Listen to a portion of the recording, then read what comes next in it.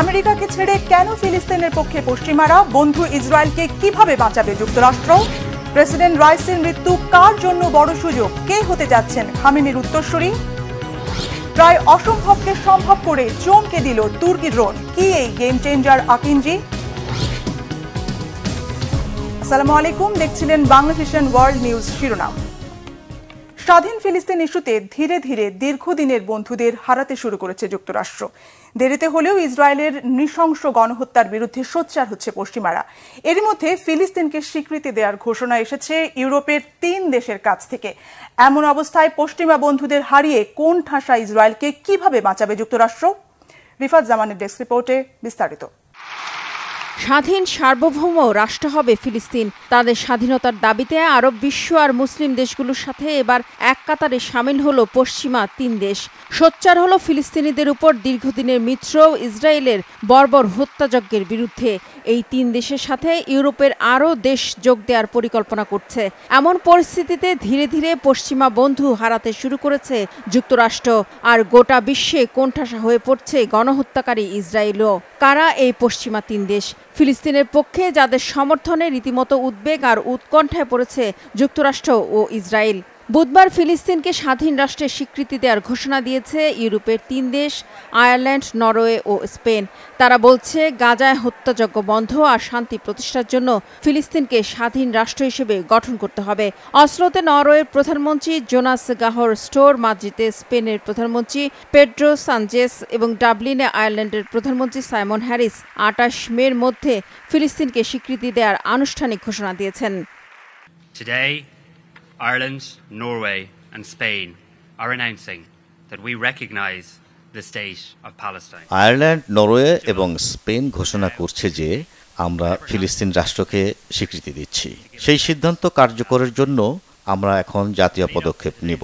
এটি ফিলিস্তিনের জন্য একটি ঐতিহাসিক এবং গুরুত্বপূর্ণ দিন। And I'm confident that further countries will join us. Y si tengo algo claro es que el primer ministro Netanyahu no tiene un proyecto de paz. একটা বিষয় পরিষ্কার যে ইসরায়েলের প্রধানমন্ত্রী নেতানিয়াহুর ফিলিস্তিনের জন্য কোনো শান্তি পরিকল্পনা নেই। নেতানিয়াহু গাজায় এত ধ্বংস আর হত্যাযজ্ঞ চালাচ্ছেন যে দ্বিরাষ্ট্রীয় সমাধানের কার্যকারিতা মারাত্মক বিপদে পড়েছে। Que la solución de los dos estados está en peligro, en serio peligro de ser viable. আর এর মধ্য দিয়ে ফিলিস্তিন ইস্যুতে বড় ধরনের পরিবর্তন আসলো বলে মনে করছেন বিশ্লেষকরা। একে ঐতিহাসিক পদক্ষেপ হিসেবে উল্লেখ করে ধীরে ধীরে ইউরোপের আরও দেশে এই পথে হাঁটবে বলে মনে করছেন তারা। ইউরোপীয় ইউনিয়নের সদস্য দেশ স্লোভেনিয়া ও মাল্টা ইঙ্গিত দিয়েছে তারা ফিলিস্তিনকে স্বাধীন রাষ্ট্রের স্বীকৃতি দেওয়ার পরিকল্পনা করছে। আর এমন উদ্যোগে বিশ্বে বন্ধুহারা আর বিচ্ছিন্ন হওয়ার ঝুঁকিতে পড়েছে যুক্তরাষ্ট্র ও তার মিত্র ইসরায়েল। ইউরোপের 3 দেশের ঘোষণায় তীব্র প্রতিক্রিয়া জানিয়ে একে বিকৃত পদক্ষেপ হিসেবে উল্লেখ করেছে ইসরায়েল। এর মধ্যে আয়ারল্যান্ড ও নরওয়ে থেকে নিজেদের রাষ্ট্রদূতকে ডেকে পাঠিয়েছে ইসরায়েল। তবে স্বাগত জানিয়েছে ফিলিস্তিনের পশ্চিম তীর ও গাজার কর্তৃপক্ষ। জাতিসংঘের 193টি সদস্য দেশগুলোর মধ্যে 140টি দেশ এরই মধ্যে রাষ্ট্র হিসেবে ফিলিস্তিনকে স্বীকৃতি দিয়েছে। আরব জাতি গ্রুপের 22টি দেশ এবং 57 সদস্যের ওআইসি সদস্যভুক্ত দেশ এবং 120 সদস্যের জোট নিরপেক্ষ আন্দোলনভুক্ত দেশ ফিলিস্তিনকে স্বীকৃতি দিয়েছে। রিফাত জামান, বাংলাভিশন নিউজ ডেস্ক। এদিকে ইসরায়েলের প্রধানমন্ত্রী বেনিয়ামিন নেতানিয়াহু সহ আরও 2 কর্মকর্তার বিরুদ্ধে আইসিসির গ্রেফতারি পরোয়ানা জারির প্রশংসা করেছে চীন। স্বাধীন ফিলিস্তিন রাষ্ট্র গঠনে বেইজিং এর পূর্ণ সমর্থন রয়েছে বলে জানিয়েছে চীন। ইফাত জাহানের ডেস্ক রিপোর্ট। সোমবার ইসরায়েলের প্রধানমন্ত্রী বেনিয়ামিন নেতানিয়াহু এবং 2 সরকারি কর্মকর্তার বিরুদ্ধে আন্তর্জাতিক অপরাধ আদালত আইসিসিতে গ্রেপ্তারি পরোয়ানার আবেদন প্রসঙ্গে বেইজিংয়ে নিয়মিত সংবাদ সম্মেলনে কথা বলেছেন চীনের পররাষ্ট্র মন্ত্রণালয়ের মুখপাত্র ওয়াং ওয়েনবি। এর আগে আইসিসির প্রসিকিউটর কারিম খান এক বিবৃতিতে বলেন, নেতানিয়াহু এবং ইসরায়েলের প্রতিরক্ষা মন্ত্রী ইয়োভ গ্যালেন্ট 2023 সালের 8 অক্টোবর থেকে গাজায় যুদ্ধাপরাধ এবং মানবতা বিরোধী অপরাধের জন্য দায়ী বলে বিশ্বাস করার অনেক যুক্তিসঙ্গত কারণ রয়েছে। গাজায় অবিলম্বে শত্রুতা বন্ধ এবং ফিলিস্তিনিদের মানবিক সংকট সমাধানের বিষয়ে আন্তর্জাতিক সম্প্রদায়ের ঐকমত্য রয়েছে। ফিলিস্তিনি জনগণের বিরুদ্ধে চলমান শাস্তি বন্ধ হওয়া উচিত। ফিলিস্তিন প্রশ্নে আন্তর্জাতিক আইন মেনে চীন সবসময় ন্যায়ের পক্ষে দাঁড়িয়েছে। ফিলিস্তিন সমস্যার ন্যায্য এবং দীর্ঘস্থায়ী সমাধানে আন্তর্জাতিক সম্প্রদায়ের সকল প্রচেষ্টাকে আমরা সমর্থন করি। আমরা আশা করি আইসিসি নিরপেক্ষ অবস্থান বজায় রাখবে এবং আইনগতভাবে তাদের আদেশের প্রয়োগ করবে। অন্যদিকে সোমবার জাতিসংঘের নিরাপত্তা পরিষদে বক্তৃতাকালে রাফাতে সামরিক অভিযান বন্ধে ইসরায়েলকে আহ্বান জানান জাতিসংঘে চীনের স্থায়ী প্রতিনিধি ফুং কও। এছাড়া গাজায় যুদ্ধবিরতি প্রসঙ্গে যুক্তরাষ্ট্রকে গঠনমূলক ভূমিকা রাখতেও আহ্বান জানান তিনি। এসব ব্যাপারে গভীর উদ্বেগ ও বিরত জানিয়েছেন ফুং কও। ইসরায়েলকে অবিলম্বে রাফাতে তার সামরিক অভিযান বন্ধ করতে হবে। আমরা আশা করি ইসরায়েলের উপর উল্লেখযোগ্য প্রভাবশালী দেশ হিসেবে মার্কিন যুক্তরাষ্ট্র যুদ্ধবিরতিতে গঠনমূলক ভূমিকা পালন করবে।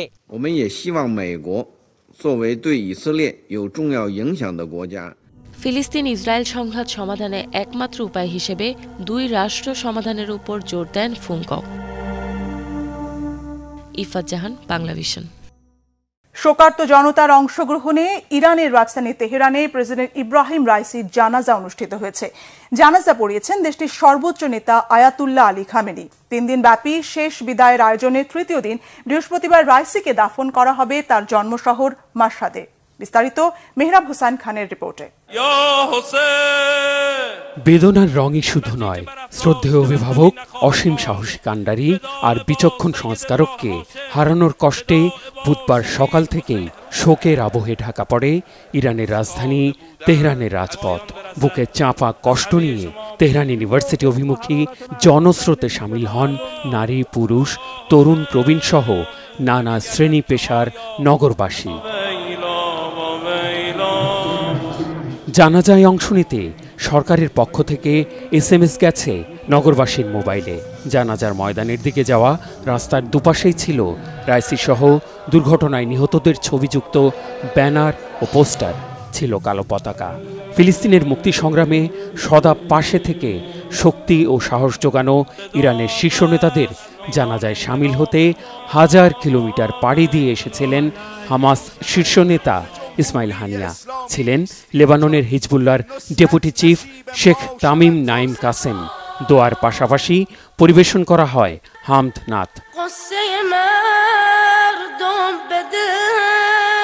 همه با هم صدا میزنیم الله اکبر الله اکبر الله اکبر। জানাজা পড়ান ইরানের সর্বোচ্চ নেতা আয়াতুল্লাহ আলী খামেনি।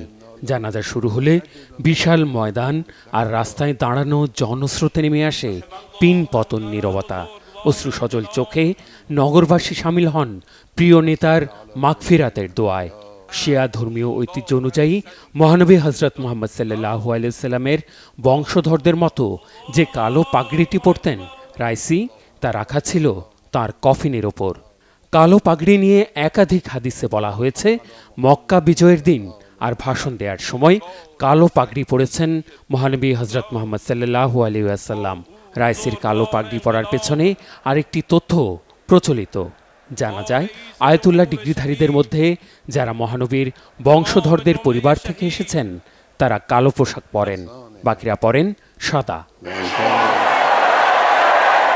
এর আগে মঙ্গলবার সন্ধ্যায় রাইসি সহ 8 জনের কফিন তেহরানে গ্র্যান্ড মুসাল্লা মসজিদে নেওয়া হলে তাদের শহীদ হিসেবে কবুলের জন্য আল্লাহর দরবারে আকুতি আর শত্রুদের বিনাশের আকাঙ্ক্ষায় স্লোগানে প্রকম্পিত হয় ভেতরের পরিবেশ। শ্রদ্ধার আয়োজন আর জানাজায় সামিল ছিলেন সরকারের গুরুত্বপূর্ণ ব্যক্তিরা।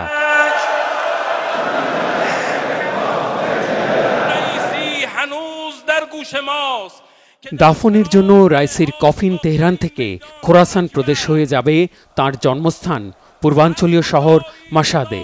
সেখানে ইমাম রেজা মাজারে জানাজা সহ সার্বিক আনুষ্ঠানিকতা শেষে সন্ধ্যায় দাফন করা হবে ইরানকে অকুতভয় হিসেবে প্রতিষ্ঠিত করার অগ্রযাত্রায় শতাতৎপর এই বীর সেনানীকে।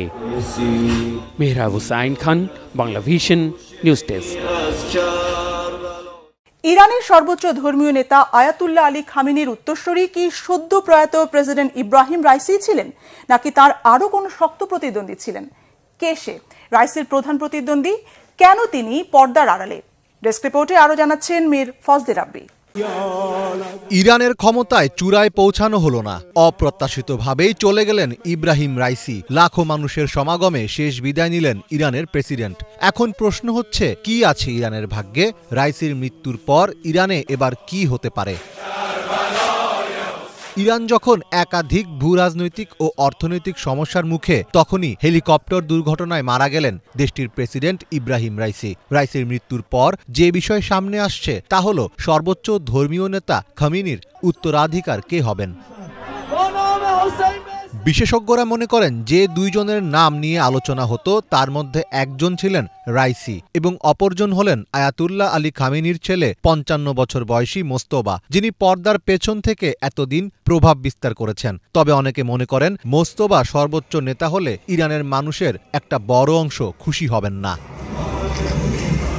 চলনে বলনে একদম বাবার মতোই মোস্তফা। পিতার সান্নিধ্যে থাকার কারণে ইতোমধ্যে ইরানের বেশ কিছু গুরুত্বপূর্ণ সিদ্ধান্তে জড়িত ছিলেন তিনি। তবে ইরানে তার বাবার মতো জনপ্রিয়তা পাননি মোস্তফা। অনেকেরই ধারণা মোস্তফা সর্বোচ্চ নেতা হলে বিক্ষোভ দেখা দিতে পারে, কেননা পররাষ্ট্রসহ অভ্যন্তরীণ বিভিন্ন ইস্যুতে মোস্তফার কিছু সিদ্ধান্ত ইতোমধ্যে প্রশ্নের জন্ম দিয়েছে। সেক্ষেত্রে তিনি হয়তো পুরোপুরি রেভলিউশনারি গার্ডের ওপর নির্ভরশীল হয়ে পড়বেন। ইরানের পররাষ্ট্র মন্ত্রণালয়ের সাবেক উপদেষ্টা গ্যাব্রিয়েল নোরনহা এক্সের এক বার্তায় বলেছেন, মোস্তফা ইতোমধ্যে ইরানের বিভিন্ন গুরুত্বপূর্ণ ব্যক্তিদের সাথে যোগাযোগ শুরু করে দিয়েছেন। তার বাবা আয়াতুল্লাহ খামেনি অবশ্য অনেক আগেই ছেলের সর্বোচ্চ নেতা হওয়ার সম্ভাবনা নাকচ করে দিয়েছেন। ইরানে গণতন্ত্র বাদ দিয়ে পরিবারতন্ত্র যাতে চালু না হয় সে বিষয়ে সাবধানী ছিলেন খামেনি। তাই অনেক বিশেষজ্ঞ মনে করছেন বিদেশি কোনো শক্তি নয়, রাইসির মৃত্যুতে ইরানের অভ্যন্তরীণ রাজনৈতিক কুশীলবরাও জড়িত থাকতে পারেন। ফার্স্ট ভাইস প্রেসিডেন্ট মোহাম্মদ মুগবারকে অন্তর্বর্তী প্রেসিডেন্ট হিসেবে নিয়োগ দেওয়া হয়েছে। আগামী নির্বাচন পর্যন্ত তিনি এই দায়িত্ব সামলাবেন। ইরানের প্রচলিত নিয়ম অনুযায়ী ৫০ দিনের মধ্যে প্রেসিডেন্ট নির্বাচন করতে হবে। তবে এটি অনুমান করা যায় যে এর মধ্যে কোনো চমক থাকবে না। বর্তমান ভাইস প্রেসিডেন্ট মুগবার ভোটে জিতে প্রেসিডেন্ট হওয়ার সম্ভাবনাই বেশি। এই মুহূর্তে ইরানে মূল্যস্ফীতির পরিমাণ ৫০%, নিত্যপণ্যের দাম আকাশ ছোঁয়া এবং অসংখ্য মানুষ আর্থিক কষ্টের মধ্য দিয়ে যাচ্ছেন। তাই ভবিষ্যতে ইরানের ভাগ্যে কি আছে, কেমন হবে দেশটির পররাষ্ট্রনীতি, আর চূড়ান্ত ক্ষমতার মসনদটাই বা যাবে কার দখলে, তা হয়তো সময়ই বলে দেবে। মীর ফজলে রাব্বি, বাংলা ভিশন। সেদিন সব চেষ্টা যখন প্রায় ব্যর্থ, সময়ের সাথে সাথে বাড়ছে উদ্বেগ, হতাশা, ক্ষীণ হয়ে আসছে জীবিত কাউকে খুঁজে পাওয়ার চেষ্টা, ঠিক তখন প্রচণ্ড ঘন কুয়াশা আর বৃষ্টির মাঝে ইরানের প্রেসিডেন্ট ইব্রাহিম রাইসির বিধ্বস্ত হেলিকপ্টারটির ধ্বংসাবশেষ চিহ্নিত করতে পেরেছিল একটি ড্রোন। কৃত্রিম বুদ্ধিমত্তার উচ্চ প্রযুক্তির তুরস্কের এই ড্রোনটি যে কোনো প্রতিকূল আবহাওয়ার মাঝে কাজ চালিয়ে যেতে সক্ষম। আধুনিক সমর দুনিয়ায় গেম চেঞ্জার তুর্কি ড্রোন আকিনজির নানা বৈশিষ্ট্য জানাচ্ছেন হাফিজুল ইসলাম। ইব্রাহিম রাইসির হেলিকপ্টার উদ্ধারে satellite imaging, Copernicus mapping service সহ আধুনিক সব প্রযুক্তি যখন ব্যর্থ, তখনই চমক দেখালো বায়ারাক্তার আকিনজি ড্রোন।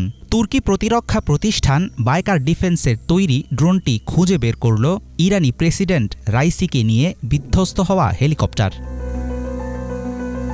অ্যাকশন ড্রোনের এমন সাফল্যে সামরিক খাতে তুরস্কের শক্ত অবস্থানের বিষয়টি নতুন করে সামনে এলো। গত ১০ বছরে মানুষবিহীন ড্রোনের বাজারে একচ্ছত্র অধিপতি হওয়ার রেসে আছে এরদোয়ানের দেশ। সেই ধারাবাহিকতায় আধুনিক কমব্যাট দুনিয়ায় গেম চেঞ্জার হয়ে উঠছে তুর্কি ড্রোন আকিনজি। বায়ারাক্তারের সবচেয়ে শক্তিশালী মডেল TB2 ড্রোন ৪০,০০০ ফুট উচ্চতায় ৬,০০০ কেজি ওজন নিয়ে প্রতি ঘণ্টায় সর্বনিম্ন ৩৬১ কিলোমিটার গতিতে চলতে পারে অত্যাধুনিক এই আকাশযান। ড্রোনটিতে প্রয়োজনীয় শক্তির যোগান দেয় দুটি turboprop engine, signal processing, sensor fusion এবং রিয়েল টাইম সিচুয়েশন নিয়ে কাজ করার জন্য আছে কৃত্রিম বুদ্ধিমত্তা সম্পন্ন অ্যাভিওনিক্স সিস্টেম। ফাইটার জেটকে সাহায্য করার পাশাপাশি নানা কাজে পারদর্শী বায়ারাক্তারের আকিনজি। আকাশ থেকে মাটিতে এবং আকাশ থেকে আকাশে হামলায় চুপিসারে তুলকালাম চালাতে পারে দুর্দান্ত এই ড্রোন। একটি পুরোদস্তুর ফাইটার জেটের সব ক্ষমতাই আছে আকিঞ্জির ভাণ্ডারে। Dual satellite communication system, air to air radar, electronic support system, anti coalition radar, synthetic aperture radar প্রযুক্তি নিয়ে রিকন মিশন বা সার্চ ও রেকি অভিযানে অপ্রতিরোধ্য এক মেশিন আকিঞ্জি ড্রোন। কিছু খুঁজতে কিংবা টার্গেট করতে হলে দরকার পড়ে না জিপিএসেরও। 19 মে রবিবার সন্ধ্যা তেহরান থেকে 600 কিলোমিটার দূরে ইরান ও আজারবাইজানের সীমান্ত অঞ্চল জোলফার কাছে বিধ্বস্ত হয় ইরানের রাষ্ট্রপতি ইব্রাহিম রাইসিকে বহনকারী হেলিকপ্টার। ঘন কুয়াশা ও বৃষ্টির কারণে দুর্গম পাহাড়ি এলাকায় চিরুনি অভিযান চালিয়ে ব্যর্থ হয় উদ্ধারকারী দল। মধ্যরাতে তুরস্কের পূর্বাঞ্চলের ব্যাটম্যান প্রদেশের একটি বিমান ঘাঁটি থেকে আকাশে ওড়ে অত্যাধুনিক মানুষবিহীন ড্রোন বায়ারাক্তার আকিঞ্জি। স্থানীয় সময় আনুমানিক রাত 2:36 প্রথম শনাক্ত হয় হিট সিগন্যাল, অর্থাৎ উত্তপ্ত কিছু আছে এমন সংকেত। সোমবার সকালে খোঁজ মেলে দুর্ঘটনার ধ্বংসাবশেষের। বিশ্বজুড়ে ক্রমাগত বাড়ছে ড্রোনযুদ্ধের গুরুত্ব। পৃথিবীর নানা প্রান্তে আনম্যান্ড এরিয়াল ভেহিকল বা মানুষবিহীন ড্রোন দিয়ে চালানো হচ্ছে হামলা। আগের মতো আর থাকছে না যুদ্ধের চেহারা, বদলে যাচ্ছে সম্মুখ সমর বা মুখোমুখি লড়াইয়ের রীতি। ড্রোন উৎপাদন শিল্পের বিকাশে সর্বোচ্চ চেষ্টা করছে তুরস্ক। সিরিয়া, লিবিয়া ও নাগার্নো কারাবাখ সহ বিভিন্ন সংঘাতে যোগ্যতার প্রমাণ দিচ্ছে তুর্কি ড্রোন। দূর থেকে নিয়ন্ত্রিত এসব আধুনিক ড্রোন হয়তো একসময় দখল করবে যুদ্ধ বিমানের জায়গা। হাফিজুল ইসলাম, বাংলা ভিশন। ইরানের প্রেসিডেন্ট ইব্রাহিম রাইসিকে বহনকারী হেলিকপ্টারটি কিভাবে বিধ্বস্ত হয়েছিল, কিভাবে সেটি বহরের মাঝ থেকে উধাও হয়েছিল সে সম্পর্কে পরিষ্কার কিছু এখনো জানা যায়নি। তবে রাইসির হেলিকপ্টারের পাশেই আরেকটি হেলিকপ্টারে ছিলেন প্রেসিডেন্টের চিফ অফ স্টাফ গোলাম হোসেন ইসমাইলি। সেদিন বিধ্বস্তের আগে কি ঘটেছিল, শেষ মুহূর্তের সেসব তথ্য জানিয়েছেন তিনি। ডেস্ক রিপোর্টে বিস্তারিত। ইরান আজারবাইজান সীমান্তে বাঁধ উদ্বোধনের অনুষ্ঠান থেকে ফিরে আসার সময় সেদিন কি হয়েছিল তার পুরো ঘটনার বর্ণনা দিলেন প্রেসিডেন্টের চিফ অফ স্টাফ। কিভাবে প্রেসিডেন্ট ইব্রাহিম রাইসি, পররাষ্ট্রমন্ত্রী হোসেন আমির আবদুল্লাহিয়ান এবং পূর্ব আজারবাইজান প্রদেশের 2 শীর্ষস্থানীয় কর্মকর্তা প্রথমে নিখোঁজ এবং পরে মারা যান, তার বিস্তারিত জানান এই কর্মকর্তা।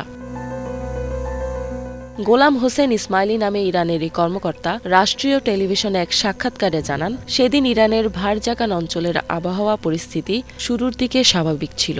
একদিন আগে যারা গিয়েছিলেন তখনও সব ঠিক ছিল।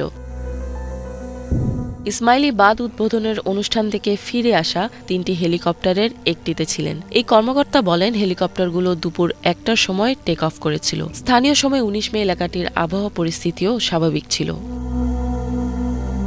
45 মিনিট ফ্লাই করার পর কাছাকাছি মেঘ এড়াতে প্রেসিডেন্টের হেলিকপ্টারের পাইলট অন্য হেলিকপ্টারগুলোকে উচ্চতা বাড়ানোর নির্দেশ দেয়। এরপরই 2 হেলিকপ্টারের মধ্যে থাকা প্রেসিডেন্টের হেলিকপ্টারটি হঠাৎ উধাও হয়ে যায়। ইসমাইলি বলেন, মেঘের উপর দিয়ে ফ্লাই করার 30 সেকেন্ড পর তাদের পাইলট লক্ষ্য করেন মাঝখানের হেলিকপ্টারটি অদৃশ্য হয়ে গেছে। পরে তাদের পাইলট হেলিকপ্টারটি সার্কেল করে প্রেসিডেন্টের হেলিকপ্টারের সন্ধানে ফিরে যাওয়ার সিদ্ধান্ত নেয়।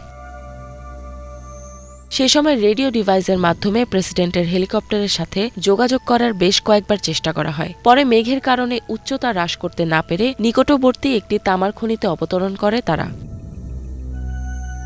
এমন অবস্থায় প্রেসিডেন্ট এবং পররাষ্ট্রমন্ত্রী আমির আবদুল্লাহিয়ানের সুরক্ষা ইউনিটের প্রধানকে বারবার কল করলেও সাড়া পাওয়া যায়নি বলে জানান এই কর্মকর্তা।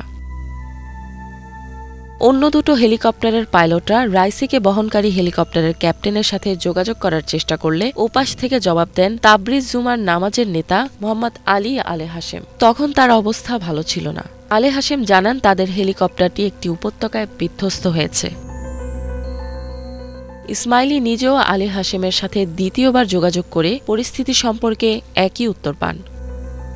এই কর্মকর্তা বলেন, যখন তারা দুর্ঘটনার জায়গা খুঁজে পান তখন মরদেহগুলোর অবস্থা দেখে বুঝতে পারেন প্রেসিডেন্ট রাইসি সহ অন্যান্য শীর্ষ কর্মকর্তারা সে সময়ই মারা যান। তবে আলে হাশেম কয়েক ঘণ্টা জীবিত ছিলেন এবং পরে তিনিও মারা যান। ইফাত জাহান, বাংলা ভিশন। ইউরোপে জব্দ করা রাশিয়ার সম্পদ পাবে ইউক্রেন। দীর্ঘ আলাপ আলোচনা শেষে একমত হয়েছে যুক্তরাষ্ট্র ও ইউরোপীয় ইউনিয়ন। ইউক্রেনে রুশ আগ্রাসন শুরুর পরেই মস্কোর ওপর অর্থনৈতিক অবরোধ আরোপ করে ইউরোপ ও পশ্চিমা মিত্ররা। জব্দ করা হয় বিপুল পরিমাণ সম্পদ। সেই সব সম্পদ ইউক্রেনের সামরিক সহায়তায় দেয়া হবে বলে জানিয়েছে পশ্চিমারা। বিস্তারিত ডেস্ক রিপোর্টে। পশ্চিমা বিশ্বে রাশিয়ার জব্দ করা সম্পদ ব্যবহার করতে চায় ইউক্রেন। মঙ্গলবার এর পক্ষে সম্মত হয়েছে ইউরোপীয় ইউনিয়ন। কাউন্সিলের ঘোষণা অনুসারে রাশিয়ার সাথে চলমান যুদ্ধে ইউক্রেনকে সামরিক সহায়তার জন্য ব্যবহার হবে সেন্ট্রাল ব্যাংক অফ রাশিয়ার জব্দ করা সম্পদের আয়। 2022 সালের ফেব্রুয়ারিতে প্রতিবেশী দেশ ইউক্রেনে হামলা শুরু করে রাশিয়া। পাল্টা জবাবে মস্কোর উপর অর্থনৈতিক অবরোধ আরোপ করার পাশাপাশি পশ্চিমা দেশগুলোতে রাশিয়ার যে সম্পদ ছিল জব্দ করা হয় সেসব সম্পত্তি, যার পরিমাণ প্রায় $30,000 কোটি। যুদ্ধের কারণে তৈরি ক্ষতি সামলে দেশ পুনর্গঠনে ইউক্রেনের দরকার হবে কমপক্ষে $41,100 কোটি। যুক্তরাষ্ট্র, ইউরোপিয়ান ইউনিয়ন ও তাদের মিত্ররা চাইছে ক্ষতি পুষিয়ে ওঠার জন্য ক্ষতিপূরণ দেবে রাশিয়া। আগামী শুক্রবার ও শনিবার ইতালিতে বৈঠকে বসবেন গ্রুপ অব 7 বা G7 এর অর্থমন্ত্রী এবং কেন্দ্রীয় ব্যাংকাররা। বৈঠকে অন্যতম আলোচ্য বিষয় হবে জব্দ করা রুশ সম্পদ কিভাবে ব্যবহার করা যাবে ইউক্রেন যুদ্ধে। জব্দকৃত রুশ সম্পদ ব্যবহার করে ভবিষ্যতে আয় বাড়াতে চায় যুক্তরাষ্ট্র। কার্যকর উপায় খুঁজে বের করার জন্য ইউরোপের দেশগুলোকে চাপ দিচ্ছে দেশটি। ব্রিটিশ বার্তা সংস্থা রয়টার্স জানিয়েছে এই সম্পদ থেকে ইউক্রেনকে আরও ঋণ প্রদানের মাধ্যমে আয় বাড়ানো যেতে পারে বলে মনে করে যুক্তরাষ্ট্র। এমন পরিস্থিতিতে প্রশ্ন উঠেছে, যদি ইউক্রেনকে ঋণ দেয়া হয় তাহলে পুরো বিষয়টি পরিচালনা করবে কে? ঋণের অর্থ থেকে লাভের হিসাব কিভাবে করা হবে সেই বিষয়টিও নিশ্চিত না। রাশিয়ার সঙ্গে ভবিষ্যতে কোনো শান্তি চুক্তির ক্ষেত্রে জব্দকৃত অর্থ নিয়ে কি কি ঘটতে পারে জানা নেই সেসব প্রশ্নের উত্তরও। গাজায় ইসরায়েলি আগ্রাসন শুরুর পর থেকে ইউক্রেনের প্রতি আগ্রহে ভাটা পড়েছে প্রধান মিত্র যুক্তরাষ্ট্রসহ পশ্চিমা দেশগুলোর। এরই মধ্যে ইউক্রেনে জোরদার হয়েছে রাশিয়ার হামলা। জব্দকৃত রুশ সম্পদ ব্যবহারে নেয়া ইউরোপীয় ইউনিয়নের পরিকল্পনা বাস্তবায়িত হলে ভবিষ্যতে আরও তিক্ত হবে পশ্চিমাদের সঙ্গে রাশিয়ার সম্পর্ক। হাফিজুল ইসলাম, বাংলা ভিশন। যুক্তরাষ্ট্রে হস্তান্তরের বিরুদ্ধে আপিলের সুযোগ পেলেন উইকিলিক্সের প্রতিষ্ঠাতা জুলিয়ান আসাঞ্জ। যুক্তরাজ্যের হাইকোর্ট এই আদেশ দেন। এর ফলে আপাতত যুক্তরাজ্যেই থাকছেন আসাঞ্জ। সামরিক গোপনীয়তা ফাঁস করার মামলায় আসাঞ্জকে বিচারের মুখোমুখি করতে চায় যুক্তরাষ্ট্র। বিস্তারিত ডেস্ক রিপোর্টে। যুক্তরাষ্ট্রে প্রত্যার্পণের বিরুদ্ধে আপিল করার সুযোগ পেয়েছেন বিকল্প ধারার গণমাধ্যম উইকিলিক্সের প্রতিষ্ঠাতা জুলিয়ান অ্যাসাঞ্জ। যুক্তরাজ্যের লন্ডন হাইকোর্ট এ আদেশ দেন। 2010 ও 2011 সালে যুক্তরাষ্ট্রের লাখ লাখ গোপন নথি ফাঁস করে হইচই ফেলে দিয়েছিলেন উইকিলিক্সের প্রতিষ্ঠাতা অ্যাসাঞ্জ। এই ঘটনায় অস্ট্রেলিয়ায় জন্মগ্রহণ করা অ্যাসাঞ্জকে বিচারের মুখোমুখি করতে চায় যুক্তরাষ্ট্র। দেশটির বিচার বিভাগ অ্যাসাঞ্জের বিরুদ্ধে 18টি মামলা তদন্ত করছে। অ্যাসাঞ্জের 13 বছরের আইনি লড়াইয়ে এটি ছিল গুরুত্বপূর্ণ একটি দিন। এদিন আদালতের সামনে হাজারো মানুষ বিক্ষোভ করেন। যুক্তরাষ্ট্রের দেয়া আশ্বাসে দুজন বিচারক সন্তুষ্ট কিনা তা জানতে চান তারা। আদালতের পক্ষ থেকে অ্যাসাঞ্জের পক্ষে আপিল করার অনুমতি আদেশ এলে বিক্ষোভকারীরা নেচে গিয়ে উল্লাস করেন। আদালত সঠিক সিদ্ধান্তই নিয়েছেন। মার্কিন যুক্তরাষ্ট্রের উচিত পরিস্থিতি বোঝা এবং এই মামলাটি বাতিল করে দেওয়া, আর এই কাজটি করার সঠিক সময় এখনই। ইরাক ও আফগানিস্তানে যুক্তরাষ্ট্রের নেতৃত্বাধীন যুদ্ধের সঙ্গে সম্পর্কিত বিপুল সংখ্যক গোপন নথি 2010 সালে ফাঁস করে দেয় উইকিলিক্স। মার্কিন গোপন নথি ফাঁসের এ ঘটনায় 2018 থেকে 2020 সালের মধ্যে অস্ট্রেলিয়ান নাগরিক অ্যাসাঞ্জকে যুক্তরাষ্ট্রে একাধিক অভিযোগে অভিযুক্ত করা হয়। 2019 সালে অ্যাসাঞ্জকে গ্রেফতার করে লন্ডন মেট্রোপলিটন পুলিশ। এরপর থেকে অ্যাসাঞ্জের প্রত্যর্পণের চেষ্টায় রয়েছে যুক্তরাষ্ট্র। মীর ফজলে রাব্বি, বাংলা ভিশন। এই ছিল আজকের মতো। সাথে থাকার জন্য ধন্যবাদ।